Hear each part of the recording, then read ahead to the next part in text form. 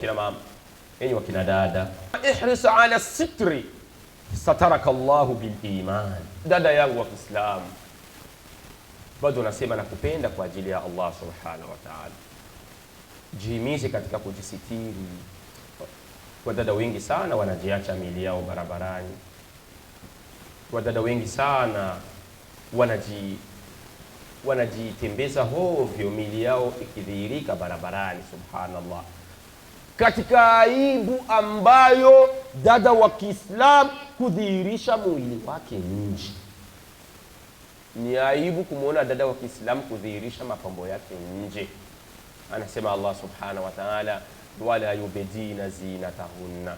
Enyi wakina dada, ndo Allah anasema, enyi wakina dada wa Kiislamu, wala yubdina zinatahunna, na wala msizihirishi mapambo yenu, miili yenu, nywele zako, miguu yako, mikono yako, na hata sura yako kama ikiwezekana.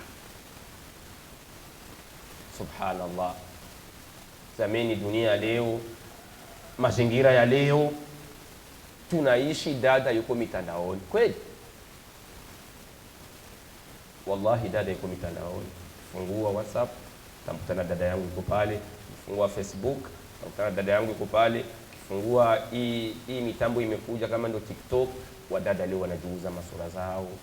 Kila chakula dada kizuri, dada anataka kiposti. Kila kitu na yeye mwili wake wote dada anajiposti. Kwa kweli, ya subhanallah. Mwanamke ni sitara. Dada niliua ambalo nilakuja kumwagiwa maji, dada linachanua. Basi. Ila sio wadada wa leo ambao tuko tunawaona mitandaoni mpaka tunasema kweli hawa ni wadada wa Kiislamu hawa. Dada, kama uko na picha Facebook, nenda kuzitoa kwa ajili ya kumogopa Allah subhanahu wa ta'ala. Tena usinogope mimi, hapana. Dada, kama uko na picha TikTok, nenda ukazitoe kwa ajili ya Allah. Na ukiyafanya haya mambo, utajinusurisha wewe mwenyewe. Anasema Allah subhanahu wa ta'ala, ya ayyuhan nabiyyu qul li azwajika, ewe mtume Muhammad sallallahu alaihi wasallam, waambie wake zako, wake wa mtume Muhammad sallallahu alaihi wasallam, alimwambia Bibi Khadija, Bibi Aisha, Bibi Zainabu, Bibi Ruqayya, Salama, kawaambie wake zake wote, wa banatika, na uambie mabinti zako Fatima, Ruqayya na Zainabu na Kulthum. Waambie mabinti zako mtume. Anasema aje Allah, wa nisa'il mu'minina, ndio waambie wanawake wetu, wa dada zetu ndio nyie. Ndio Allah, huyu ni ujumbe umetoka mbinguni unakufahamisheni nyie wa dada zangu.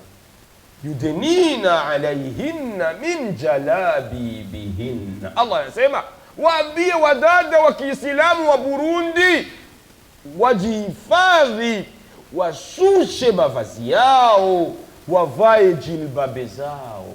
Dada, vaa jilbabe. Dada yangu, vaa jilbabe kwa ajili ya Allah subhanahu wa ta'ala. Dada, usivae jilbabe sababu ya kumogopa fulani. Dada, usivae jilbabe sababu ya kutaka kujionesha, mimi navaga jilbabe. La, vaa jilbabe kwa ajili ni kivazi kitakatifu kwako wewe. Sema Allah, yudnina alaihinna min jalabibihinna, waambie Muhammadi washushe mavazi yao. Dada wa Kiislamu, heshima yako wewe ni kujisitiri tu. Wallahi, yani heshima yako wewe dada ni kujisitiri. Ikiwa kama kwenye jeneza lako, mauti yako, wanashona sanda yako, wanakushoniaga jilbabi, wanakushoniaga mtandio, wanakushonea kanzu, na wanakushonia na jipe. Tizama, katika sanda ya mwanamke ni tofauti na sanda ya mwanamume. Tizama, sanda ya mwanamume ni shuka 3, lakini sanda ya mwanamke inachukua hata shuka 5, 6, 7. Kwa nini? Ni kwa sababu ya sitara yako, wanakusitiri. Dada wa Kiislamu, wewe tunapokusitiri hivyo dada yangu, kwa nini wewe ulishindwa kujisitiri bado uko duniani hapa? Ya Allah, anasema maneno mazuri sana mke wa Ali bin Abi Talib, Fatima az-Zahra. Ni binti ya Mtume Muhammad sallallahu alaihi wasallam. Ndio binti pekee alibakia katika uhai kwa watoto wake Mtume Muhammad sallallahu alaihi wasallam. Wengine wote wamekufa, watoto wa 6 wote wamefariki, pakabakia Fatima duniani. Anamwambia Fatima, anamwambia mume wake Ali bin Abi Talib radhiyallahu anhuma, anamwambia Ali, mume wangu mimi Fatima, siku nikifariki mimi mke wako, na kuomba uweze kunisitiri kwenye shimo langu la kaburi pindi mnaponiteremsha mwana ndani, na kuomba mume wangu waweke shuka juu ya kaburi langu ili maswahaba hao wasiwezi kuona mwili wangu. Kwa nini? Ni kwa sababu Fatima anasema nilivyokuwa duniani au nilivyokuwa hapa duniani, mume wangu najisitiri, natembea kwa heshima, najiweka mavazi ya mazuri kama jinsi Allah subhanahu wa ta'ala alivyotuamrisha. Na ndio hivyo hivyo, naomba mume wangu, naomba siku nitapoondoka dunia mimi Fatima, naomba niweze kusitirika kwenye shimo langu la kaburi. Na ndio maana dada yangu wa Kiislamu, tunapokwenda kuwasitiri wakina mama kule, ni jeneza la mwanamke, ni jeneza la mwanamke, na hata kaburi lake kule tunaweka shuka juu, shuka tunaiweka juu. Hii ni sunna ilianza kule kwa Fatima binti yake Mtume Muhammad sallallahu alaihi wasallam.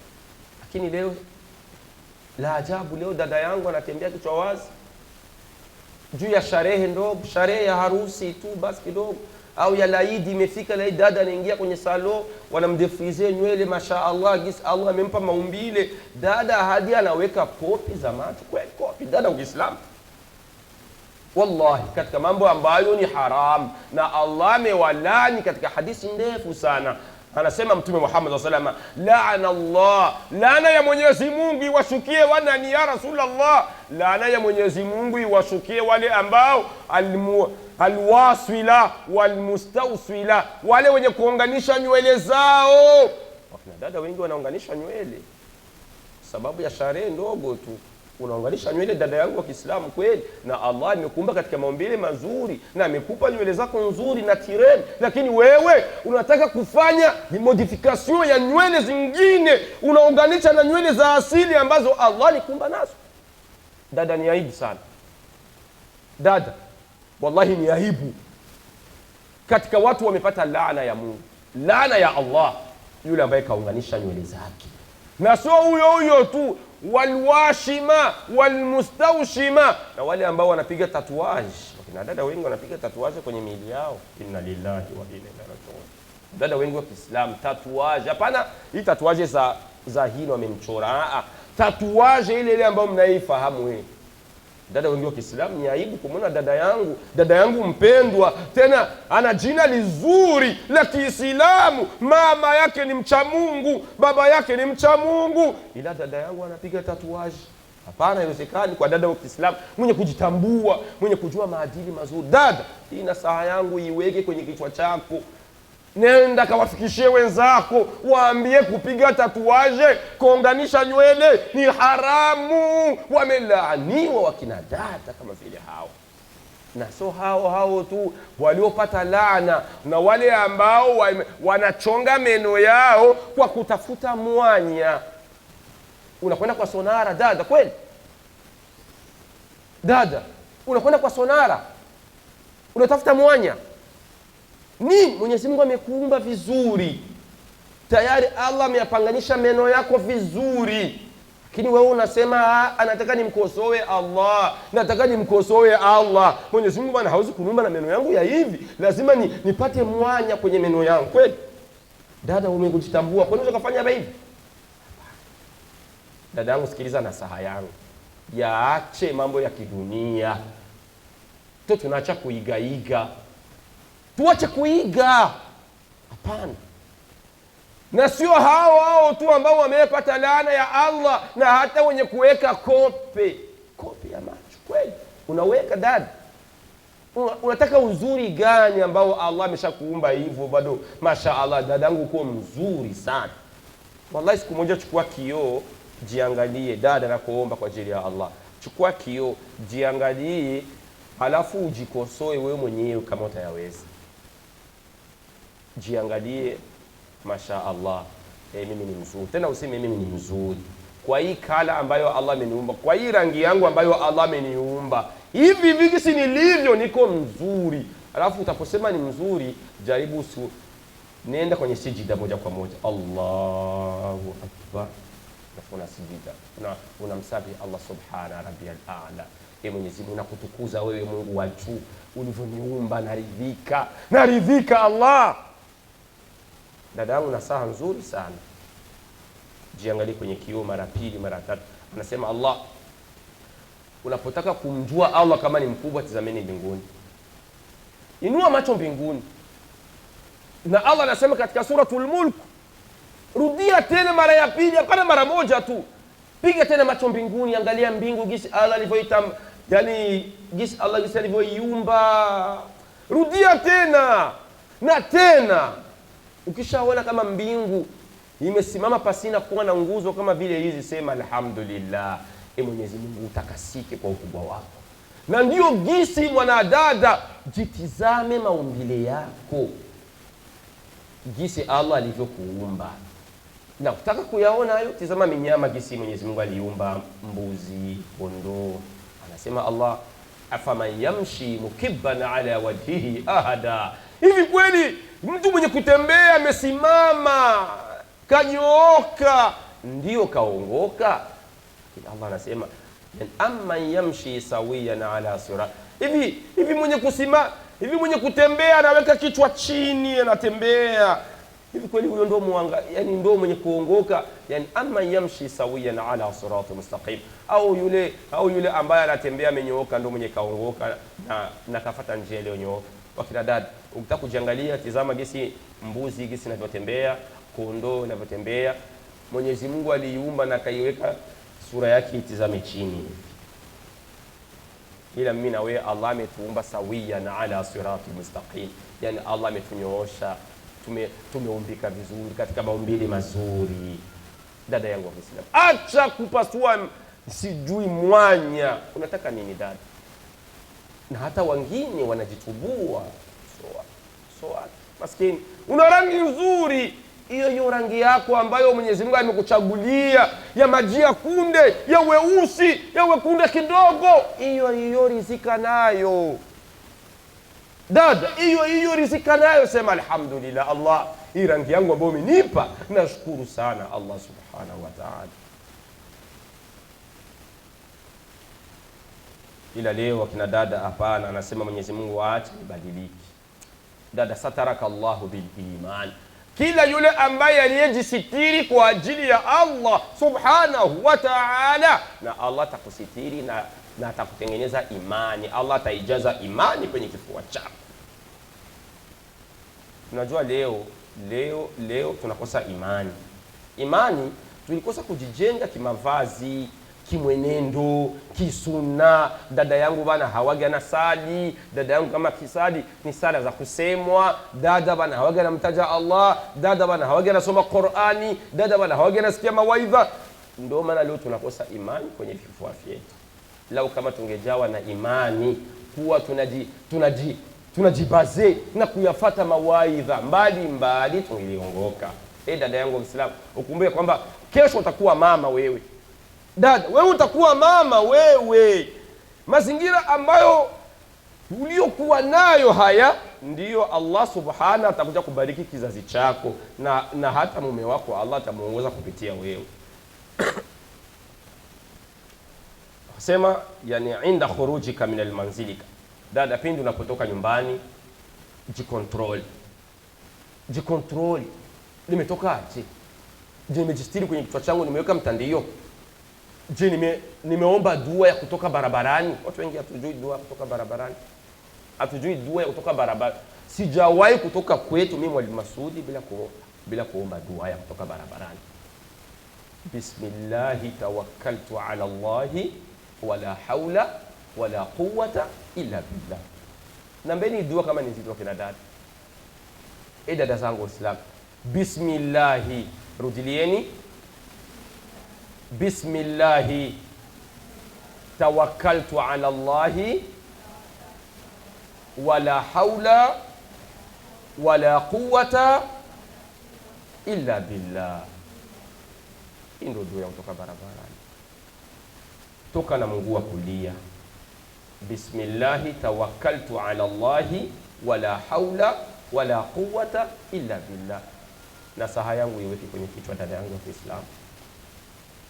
Baada kuomba dua yako hii, tizama mavazi yako sasa. Je, limetoka vizuri? Kuna watu wananitizamaga sana. Limetoka vizuri? Limetoka vibaya. Rejea nyumbani tena, vaa mavazi yako, na hata ikiwezekana weka niqab. Ikiwezekana weka niqab. Naam. Tunaishi katika wakati mbaya sana, wakati wa fitna sana. Wakati wa fitna sana. Dada, weka niqabu. Dunia leo sio dunia ambayo imeharibika. Leo yani leo yani nakusudia, yani hanasa ni nyingi sana kwa kweli.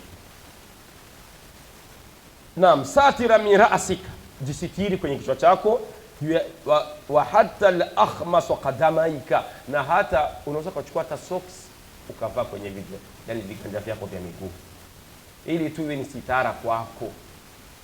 Dada yangu, vaa hata socks, iwe hata ni sitara kwako. Wala talbisu al-qasir wala ad-dayq wala pantalu. Dada wa Kiislamu, usijaribu kuvaa mavazi mafupi, zile jipe fupi. Maskini dada zetu wengi wanasoma masomo ya kizungu.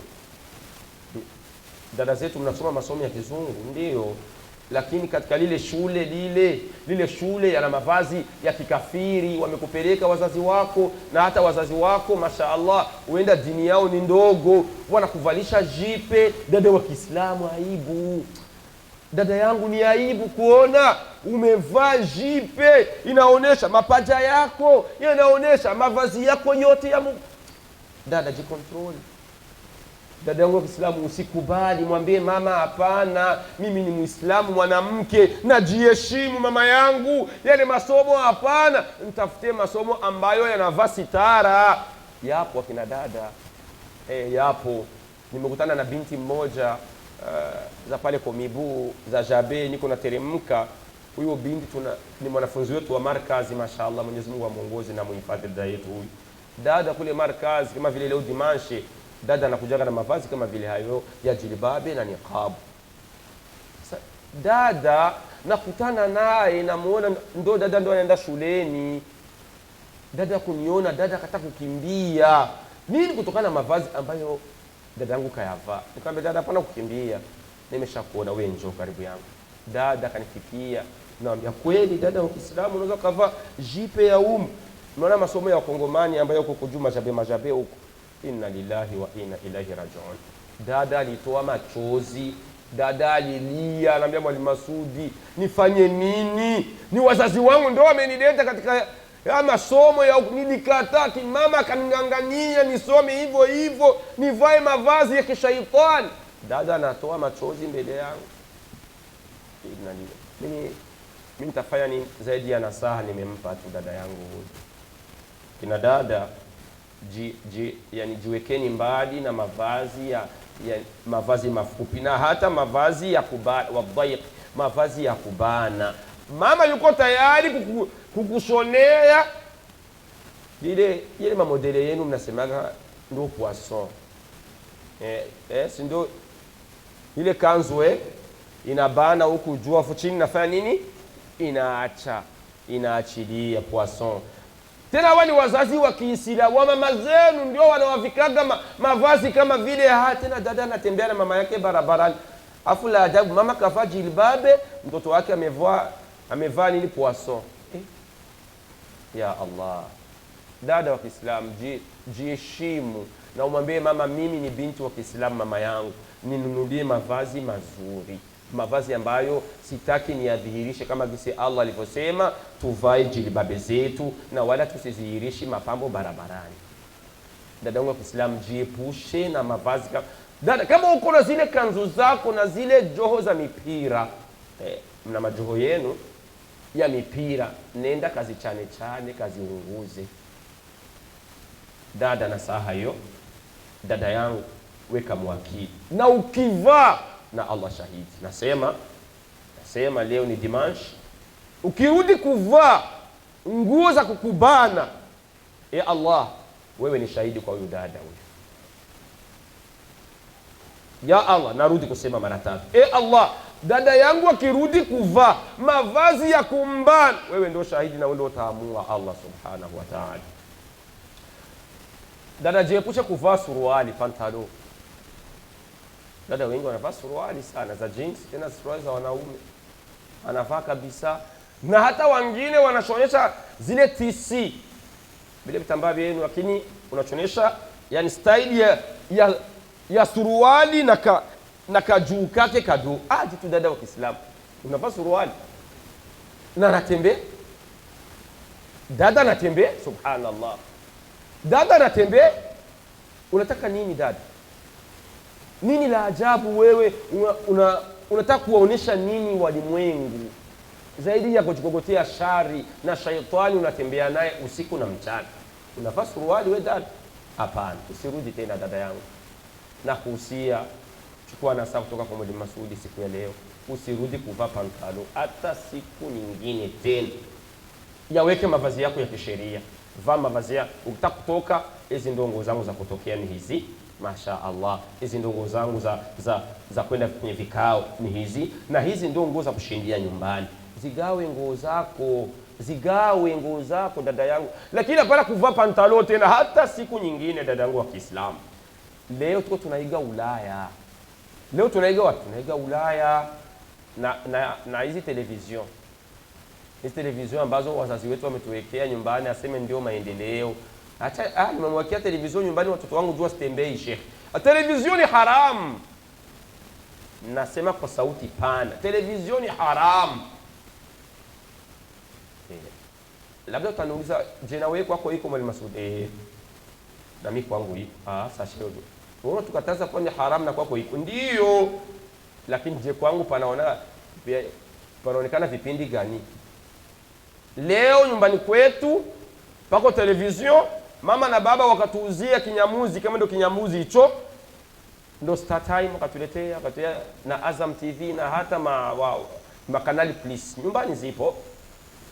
Leo tunakuwa tunashindia kwenye television, tunaangalia zile sinema kama venye kwa walojaliwa kuwa na Star Time, ndio wanaona zile manovela na sisi mjaliwa kusoma Vifaransa tayari, mashaallah.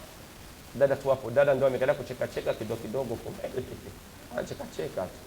Novela,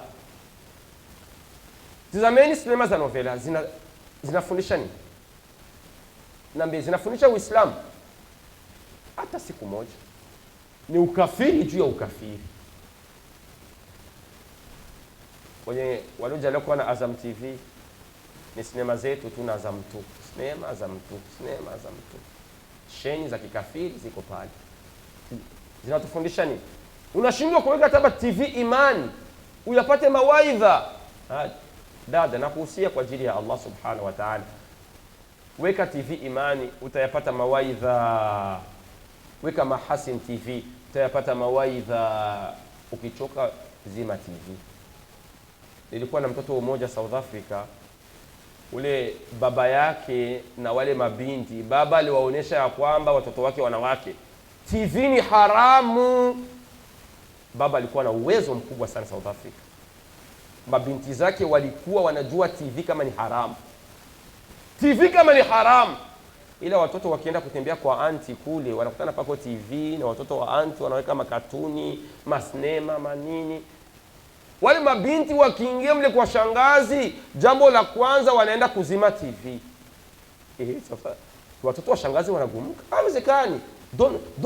Uingereza bingi sana. Don't switch our TV. Don't switch our. Mtoto anaambia Ingereza kimo kidogo. Kimo kidogo. Watoto wa shangazi wanagumuka. Wale watoto wanaambia TV is haram. Watoto wa shangazi, no, it's not haram. Shangazi yuko pembeni na kaka yake yuko pembeni, wanaangalia watoto. Watoto wa kaka wanasema TV is haram, watoto wa shangazi TV is not haram. Hii ndio ilikuwa mazingira ya baba aliwalea mabinti zake. Aliwaambia mwanzo huko TV ni haramu. Na ni kweli hadi sasa wanajua TV ni haramu. Naambie leo familia zetu tutawaambia kama TV ni haramu. Kwa njia gani? Mtoto mwenyewe tu ni shupavu. Kizima na washi. Kizima. Dada, nakupa nasaha. Nenda nyumbani kamwambie mama TV ni haramu. Mnanikubalia? Wakina dada mnanikubalia kama mtayasema nyumbani? Semeni inshallah. Jitume wewe mwenyewe. Ukitaka kuongoka unaitibu nafsi yako wewe mwenyewe. Ukikataa kuona seri leo, kesho kutwa, utamwambia mama seri ni haramu. Tena utamuingiza mama pole pole spray. Utamwambia mama seri ni haramu, ni haramu. Ni haramu kweli seri. Mama anakubali kutoa pesa zake za kwenda kuchukua ule useri kule kwenye studio, analeta nyumbani, wanaona na watoto wameikaa kakiisha kamia saba. Tena walianza kwa kwanza hadi kamia saba. Chukua hizo franga, washaka toa franga kwa studio zaidi ya malaki. Bado kuseri itaishaga ya 1200, wako 700. Unaona mazingira ambayo tunaishi nayo. Dada yangu na saa yangu, haya sio maisha haya. Haya sio maisha. Tunaomba Mwenyezi Mungu Subhanahu wa Ta'ala atubariki na atupe maisha yaliyo mazuri. Dada yangu nakupa nasaha nyingine, yani ibtaid yani ta'attur. Jiepushe na kujiperfume. Hapa ndio kuna kazi hapa. Dada wa Kiislamu, jiepushe na kujiperfume dada. Unataka nini? Ni haram, parfum ni haram. Mbingu na ardhi vinakurubia kuachana sababu yako wewe dada wa Kiislamu umejiperfume. Mnaka klipe kangu ka video kako anatembea sana. Anatembea sana. Nilitoa mawaidha kwetu Buterere, nikawaambia parfum ni haramu, ni haramu. Mama mmoja kanipigia simu. Mwalimu Masudi, wewe ndio unapenda kuharamisha vitu sana wewe. Nasikia mama, tena mama wa Kiislamu mzuri sana. Nikamwambia so mimi ndio naharamishaga, ni Allah na mtume wake. Ni wewe. Sasa nakwambia hivi, nitajiperfume kisha nitakuja mbele yako na uisikie parfum yangu, kisha uende msikiti wa Markaz ndio katangazie. Ndio mama wa Kiislamu. Yaani leo wanakatazwa, kesho wanarudi, afu na baadaye wanamtuhumu yule muadhiri. Subhanallah. Ndio maisha ambayo tunaishi. Dada yangu, nakwambia wewe katika siku ya leo parfum ni haram. Kama uko nayo nenda kaimwage, katupe kopo. Je, mmekubalia? Utarudi kujiperfume tena? Na ukirudi kujiperfume, Mwenyezi Mungu anakuona dada yangu. Nasaha yangu katika jichunge sana. Na wewe sana kwambie hivi, kamfikishie mwenzako ya kwamba tumesikia mawaidha kujiperfume ni haramu. Dada, katika nasaha yangu nyingine ya wabtaid ani sama'i al-ghina, jiepusheni kusikia muziki dada. Wadada zetu wengi wanasikia muziki sana maskini. Hizi telefoni zao hizi, kila nyimbo ikitoka mpya iko nayo kwenye simu yake. Dada wa Kiislamu, wallahi ni haramu. Muziki ni haramu kwa dalili zote ya mtume na ya Allah Subhanahu wa Ta'ala. Ukitaka kupata dalili ya muziki kama ni haram, Suratul Luqman ni aya ya 3. Nenda katika mushafu, soma Suratul Luqman. Nasema Allah Subhanahu wa minan nasi man yashtari lahu wal hadith liudilla an sabil. Miongoni mwa watu wananunua muziki ili kuwapoteza watu. Muziki, tafsiri Ibn Abbas radhiyallahu anhu akasema al-ghina huwa, akasema hilo neno Mwenyezi Mungu Subhanahu wa Ta'ala alikuwa anakusudia ni muziki. Kwa hali ya aina yoyote tu muziki ni haram, dada yangu wa Islam. Wala tajma'u al-ghina wal Qur'an, na wala katika simu zenu usizichangi. Leo simu yangu hii inachanga muziki na Qur'ani, nimeitia kwenye memory moja. Subhanallah, la ilaha illa Allah. Au kwenye kichwa chako dada umehifadhi alhamdulillahi rabbil alamin, na umechanga na muziki wa Zuchu na Diamond. Subhanallah. Dada wa Kiislamu, ni aibu sana kumwona dada iko naimba mwimbo. Dada unaimba nyimbo ya Diamond na huko kwenye kichwa chake pako Qur'an, iyyaka na'budu wa iyyaka nasta'in. Ni makosa sana dada yangu wa Kiislamu. Ina saa yangu nakupa, nenda na uitembelee. Ni makosa. Narudi kusema kwamba nyimbo, muziki ni haram. Allah wewe ni shahidi. na yazungumza kwa sauti pana, mbingu 7, niko chini ya mbingu 7 na niko juu ya ardhi 7. Na haramisha mziki, ni haramu, ni haramu. Na yoyote ambaye atayesikiliza mziki baada ya kuyasikia haya maneno katika siku ya leo, Allah wewe ni shahidi. Ya Allah wewe ni shahidi. Mwenyezi Mungu Subhanahu wa Ta'ala. Ni aibu sana kuona dada yangu wa Kiislamu anasikiliza mziki. Dada yangu, kumbuka, tafakuri ya ukhti, yani annana au innana fi hadhihi dunya abiruna. Dada yangu, kumbuka, dada yangu wa Kiislamu, tunaishi katika dunia ambayo sisi yote ni wapitaji, tutakwenda kwa Allah.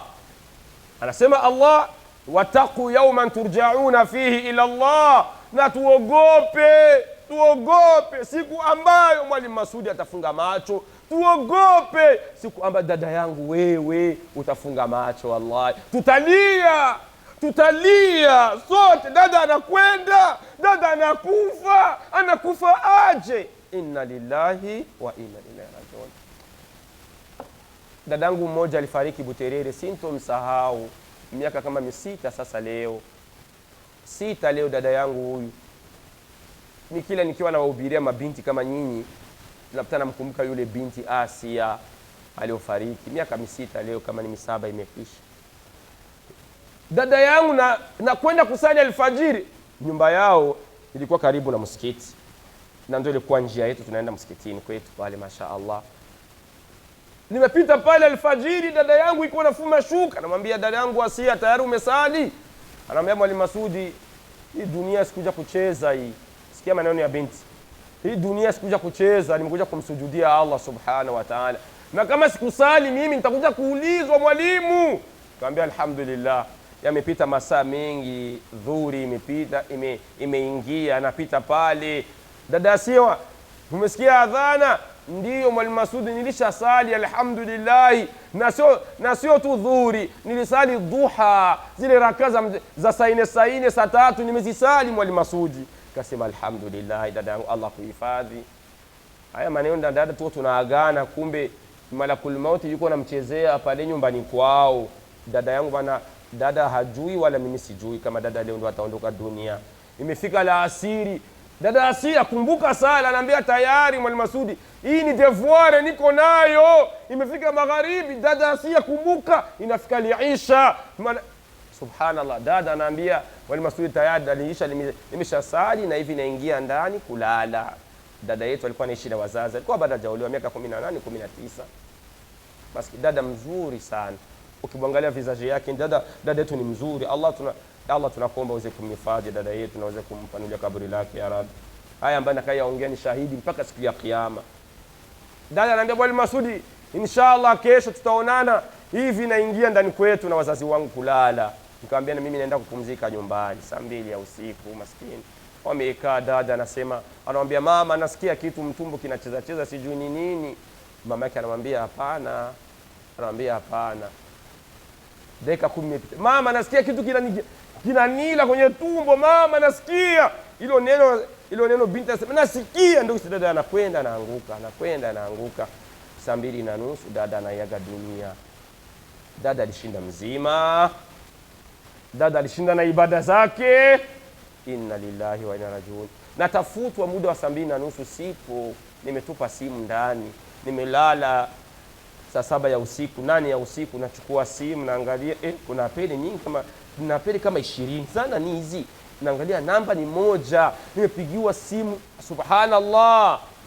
Dada yangu wa Kiislamu, sikiliza maisha ya wadada wengine jinsi walivyoondoka dunia, itakuwa mimi na wewe tuko hai mpaka sasa. Dada yangu, nasikia simu kutoka Marekani, Mwalimu Masudi, nasikia Asia amekufa. Naambia hapana, Asia hakufa, tulikuwa naye jana kutwa nzima. Nasikia amekufa. Naambia hapana. Kidogo narushiwa picha, tunaandika ile kama ni RAP sijui. Subhanallah. Hapana. Nachukua simu, napiga simu ya Asia, nasikia yani nimezimwa. Nampigia babake simu, ananiambia Mwalimu Masudi, ndio nimekupigia sana simu, binti yangu ameondoka dunia Asia. Inna lillahi. Hapana mzee, Ameondoka Asia, amekufa. Masudi njoo. Nimetoka saa 8 ya usiku nyumbani kwetu na kwao kuna kamwendo kadogo, nikafika. Jambo la kwanza nimeenda kuhakikisha chumbani, nikafunua shuka, nikamtizama Asia. Huyu ni Asia au niko naota mimi mwalimu? Huyu ni binti tulikuwa naye jana. Inna lillahi wa inna ilaihi rajiun. Kulia vimenishinda, nikatoka hapo nikarudia nyumbani, nikalala na waza, hivi ni kweli Asia ameondoka dunia? Huyu binti tulikuwa naye jana, namuuliza habari ya sala, ananiambia ndio. Subhanallah. Nasema haiwezekani. Bumekucha saa 12, saa 1 asubuhi, saa 3 narudia kwa na Asia, na mkuta Asia kweli amelala, watu wako uwani wanalia. Hivi kweli ni Asia amekufa? Narudi tena ndani, namfunua shuka, namtazama Asia. Nasema kwa kweli hivi ndio nasikia saa nasikia akili zangu ndio zinaanza kuja sasa, kama Asia amekufa. Asia amekufa tayari. Binti mwenzako huyu ni binti ambaye ilipenda dunia kama wewe, dada yangu wa Kiislamu. Kwa nini? Dunia ni uongo, tuko tunapita. Ndio maana nimesema yani ibtaid an sama'i al-ghina au tadhakkur ya ukhti al-karim, yani annana fi hadhihi ad-dunya abiruna, tunapita. Wa hiya daru mamaru, hii dunia ni kilalo, tunapita tu. Walaysa bidari maqar, hii sio nyumba ya kuishi milele hapa hata siku moja, dada yangu. Wala al-akhiratu khairu wa abqa, hivi nyumba ya akhira sio nyumba ya kubakia milele. Bala ya Allah, ndiyo Mwenyezi Mungu Subhanahu wa Ta'ala. Hii dunia tunapita tu, dada yangu wa Kiislamu. Hizi nasaha zisikilize na usitembelee, na utayaona mazuri mbele ya Allah Subhanahu wa Ta'ala. Dada yangu, katika nasaha zingine, miongoni mwa nasaha wakasema wa adam tharthara wa kathratul kalam. Dada, yani haipaswi dada wa Kiislamu kuwa na maneno mengi sana mkinyo. Haipasi binti wa Kiislamu kama wewe, dada yangu, uwe na maneno mengi sana mkinyo. Hapana. Jiheshimu wakati wa kuongea. Jiheshimu sana wakati wa kuongea, na wakati unapoongea, dada yangu, control maneno yako. Hili neno nikilitoa linaweza likatengeneza au likaharibu. Dada, nasaha yangu, dada, usi mwepesi sana wa kutoa maneno kwenye kinywa chako.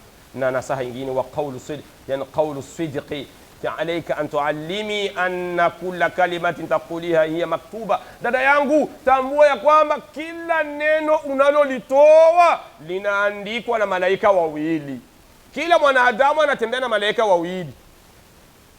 Mimi wal Masudi, wewe dada yangu, tunatembea na raqibun wa atid. Hao ni malaika wawili. Raqibun ni yule mwenye kuandika mazuri. Kila unaposema maneno mazuri, dada yangu, anaandika.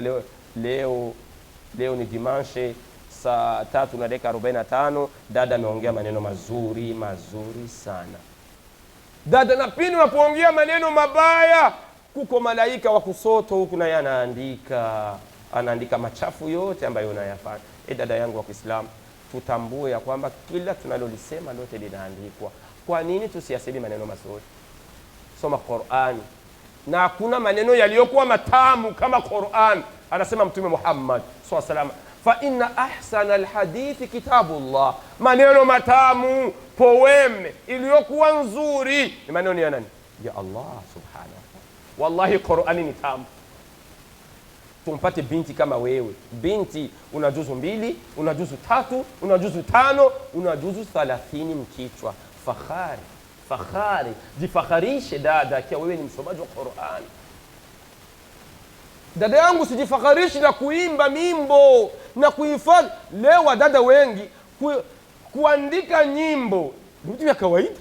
Anaandika nyimbo ya msanii fulani, yote anaiweka mkichwa, lakini kusema chama nijifundishe alfabe, yani alif ba ta tha, hivyo alif b t th jim, anashindwa dada, lakini yuko tayari kujifunza nyimbo yote mkichwa na anahifadhi. Unashindwa kuhifadhi Qur'an, maneno ya Allah subhanahu wa ta'ala. Dada, ukaisoma Qur'an, ni fahari kwa wazazi wako, baba yako, mama yako, wanasikia feri, wanasikia proud. Dada, someni Qur'an. Dada, someni Qur'an, mtasikia raha ya Qur'an.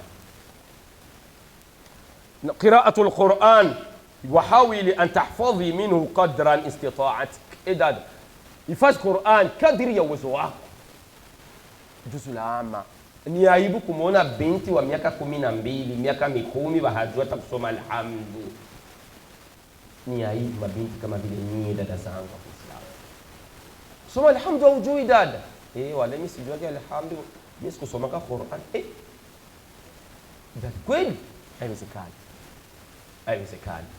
Jihimizeni kuisoma Qur'an. Dada yangu, jihimizeni kusoma Qur'an. Barabara 5 pale kwa Mwalimu Kanjali. Nendeni kajiandikishe pale pako tahfidh al-Qur'an.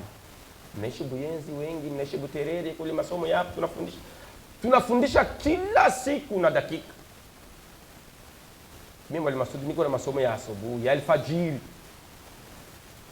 Nilianza nyumbani kwangu, nilifundisha wakina mama, wakina dada. Nimetangaza, njoweni wakati wenu baada alfajiri, njoweni msome Qur'an.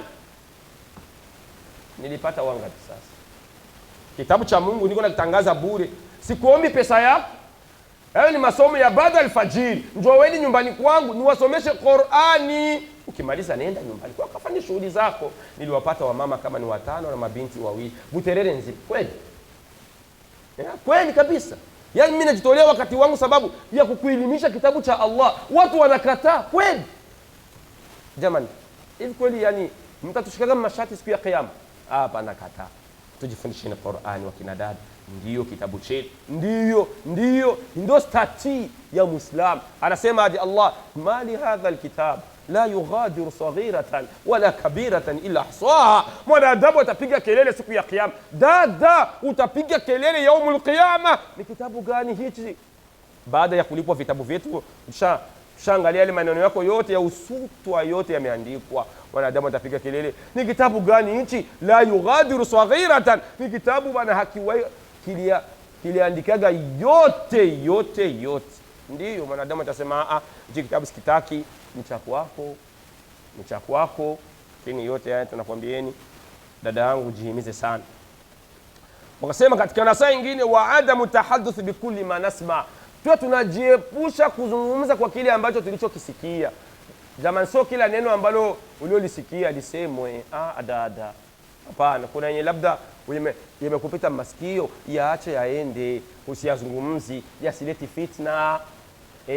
fitna. Lakini leo kuna misali yenu mnasemaga eti mimi sio kabati.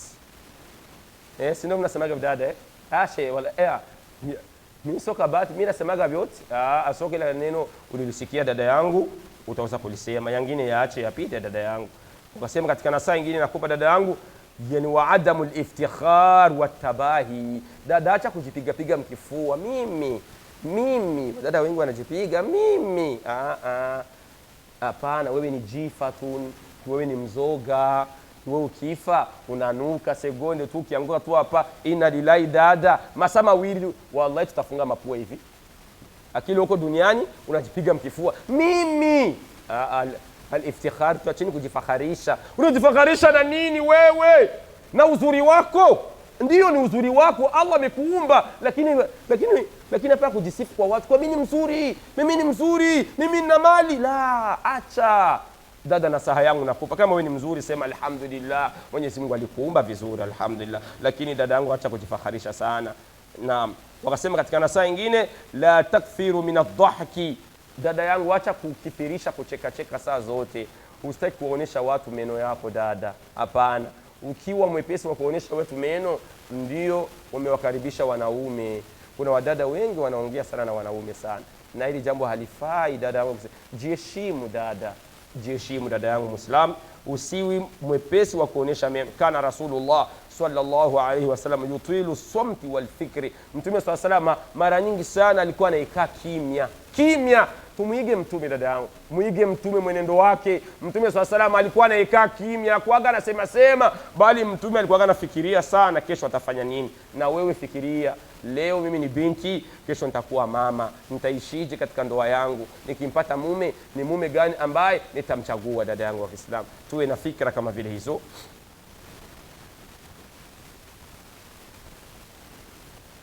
na wakasema wa alayka an tahdhiri an yakuna kalamaka fi wujudi rijal ghayra almaharim, tusiwi tunaongea sana dada mbele ya wanaume wasiokuwa maharimu wetu. Dada wa Kiislamu, wadada wengine shaona sana wako na mawasiliano sana na wa vijana sana barabarani, na hata wakina dada usijunga mambo ya kubuyenzi kule kwetu ngamu za Ndahangwa. So hivi leo Jumamosi, jana Jumamosi na leo Jumapili, wadada wengi wa Kiislamu wanakimbiaga sema sport. Nadhani na buyenzi mnayafanya haya. Wadada wengi wanakimbia sana sport, wanavaa jilbabu zao za uongo na suruali zao za ndani, asema wanakimbia. Dada wa Kiislamu anaamka mapema sana, anafajia uwa wake, baadaye huyo baharini. Unafuata nini baharini, dada yangu wa Kiislamu? Uliambiliwa kule ndo sporo, ile ndo sporo ile. Unashindwa kufanya sporo chumbani kwako, asema mpaka nende baharini kwa wanaume wanione kama mimi nafanyika sporo. Ni aibu sana.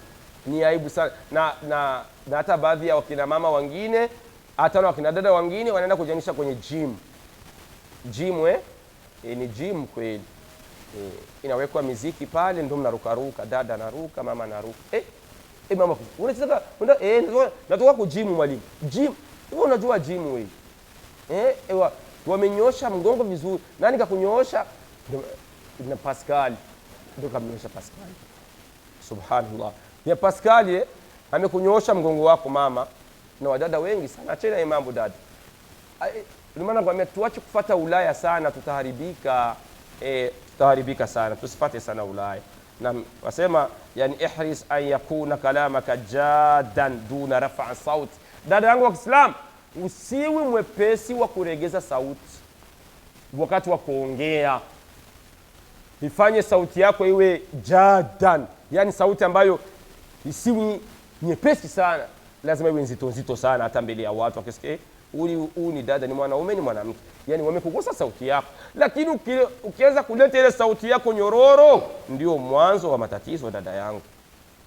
Wasema katika nasaha zingine, namalizia muda wangu, na sema tajtanibul hadith anil akharina bil ghairi, jiepushe kuwazungumza watu. Dada, jiepushe kuwazungumza watu. Shughulika na mambo yako, yaache mambo ya wengine.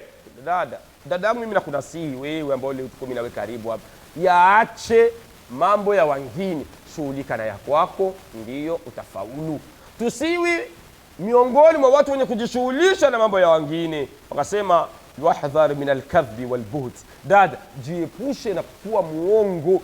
Dada mzuri, dada wa Kiislamu sio muongo, hapana. Ukimwona binti ni muongo, subhanallah, jiepusheni na kuwa waongo dada zangu wa Kiislamu. Na wakasema kun latifan fi kalamika ma'a nas, kuwa mwepesi dada, kuwa mwenye kuwaitikia watu pindi wanapokuita. Dada yangu, hiyo ni moja miongoni mwa tabia na nasaha zetu za leo. Wala takun qasiyatun au mutakabbiratun fal kalamu tayyibatu hiya allati tanalu alqulub. Wanasema wala takun qasiya, dada usiwi na roho nzito, roho ngumu. Kuna watu wana roho ngumu sana, ni binti kufanya maasi kwake anaona ni vyepesi sana. Subhanallah, wewe ni mcha Mungu dada yangu, nafsi yako isiwi nzito sana, au mutakabira, au usiwe mwenye kiburi. Dada wa kiburi hawagi mwanamke wa kiburi. Mwacheni, mwenye kiburi ni Allah subhanahu wa ta'ala, mwenye kiburi ni Allah tabaraka wa ta'ala. Mwanamke binti kama wewe, dada yangu usiwe na kiburi. Wakasema fal kalamu tayyiba, maneno mazuri kila siku, hiya allati tanalu alqulub, ndio yanaijenga roho. Maneno matamu ndio yanaitengeneza roho. Wakasema ta'allima an din, jifundisheni Uislamu. Dada, jifundisheni Uislamu, someni dini yenu, mtaijua. Waqra'i kitaban, someni kitabu cha Allah subhanahu wa ta'ala, yani wa sunnati nabii sallallahu alaihi wasallam. Jifundisheni historia ya Mtume Muhammad sallallahu alaihi wasallam. Al-ikhtilafu min ghairi, dada acheni mzozano. Dada yangu, acheni kuzozana, kubishana, msitofautiani na rafiki yako. La tastakhdimi lughatan anifatan fil khalaf, usitumii lugha kigeni wakati uko na shwana na ndugu yako, ukamwambia lugha ya kigeni. Kwa mfano, uko na tukanana au uko na shwana na rafiki yako, ukaingiza lugha ya Kifaransa kwa kumtukana ndugu yako. Hii sio tabia nzuri, dada yangu Muislamu. Na saha yangu ya leo, unapogombana na mtu, jifunze kuto kuingiza lugha ya kigeni, dada yangu. La tatruku nafsaka, usiachi nafsi yako tafakurun fi umuri alkhabitha, usiachi nafsi yako ikawa inafikiria machafu kila siku. Dada, usikubali roho yako, nafsi yako ukaiweka kwenye maangamizo. Wakina dada wengi tumeikaa mambo ya ushat. Subhanallah. Wakina dada wengi leo wanacheza mpira, wadada wengi wanacheza mpira. Huyu ni binti wa Kiislamu anacheza mpira, wako hamjawaona? Wako wamejaa. Yote sio mazuri, dada yangu wa Kiislamu. Kun sadiqan fi kalamik, kuwa mkweli kwenye maneno yako. Dada, kuwa mkweli. Dada, tuwe wa kweli kwenye maneno. Ukiwa mkweli kwenye maneno, basi Allah subhanahu wa ta'ala atakutengenezea mambo yako, kama Allah alivyosema, ya ayyuhalladhina amanu taqullaha wa qulu qawlan sadida. Ya ayyuhalladhina amanu taqullaha wa qulu qawlan sadida yuslih lakum a'malakum. Enyi ambao mmemwamini Mwenyezi Mungu, zungumzeni maneno mazuri. Mtapozungumza maneno mazuri, wakina dada, yuslih lakum a'malak, Mwenyezi Mungu subhanahu wa ta'ala atakutengenezeni mambo yenu. Wakasema wabtasimi linnasi wala tatruki nafsaka taghdab. Dada yangu, kuwa mwenye kuwatabasamia watu, uwe mwenye kutabasamu wakati wote. Dada, usiwe mwenye kukasirika kila siku, usiwe mwenye kukunja uso, dada yangu wa Kiislamu. Hilo ni jambo ambalo huwa shetani, mara nyingi shetani bana anapenda kumchezea mwanadada, anakuamrisha ukasirike, uvimbe. Lakini katika nasaha zetu za leo anasema kun ibtasim linnas wala tatruki nafsaka taghdab.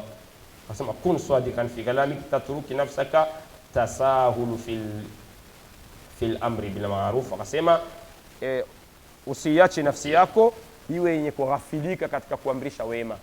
Usiache nafsi yako iwe yenye kughafilika katika kuamrisha wema na kukataza mabaya. Dada yangu wa Kiislamu, na saha zangu za leo zitakuwa zimesimamia hapo biidhnillah taala.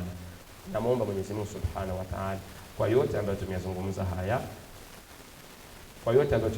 katika siku ya leo, Mwenyezi Mungu nakuomba yawe ni kheri kwetu ya Allah, yaweze kutujenga katika maisha yetu.